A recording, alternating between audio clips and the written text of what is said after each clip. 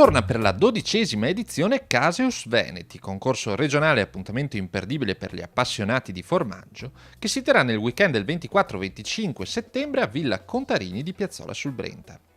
L'evento, che ha il patrocinio di Regione Veneto, Provincia di Padova e Città di Piazzola sul Brenta, è realizzato dai consorzi di tutela delle grandi DOP regionali in collaborazione con Veneto Agricoltura e ONAF e porterà negli oltre 6.000 metri quadrati della villa, nata da un disegno di Andrea Palladio, una mostra di oltre 300 diversi formaggi regionali che saranno sottoposti al giudizio di 3 giurie di assaggiatori: la giuria tecnica, la giuria aurea per l'assegnazione delle medaglie d'onore e una giuria popolare per premiare i 3 mastri casari del 2016.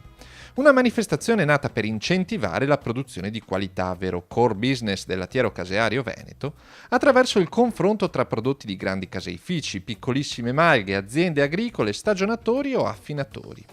ma anche attraverso iniziative che promuovono la conoscenza dei prodotti, come 7 chef per 7 formaggi, speciale corso di lezioni di cucina con gli chef emergenti del Nord-Est, cui è possibile prenotarsi fin da subito attraverso il sito www.caseusveneti.it.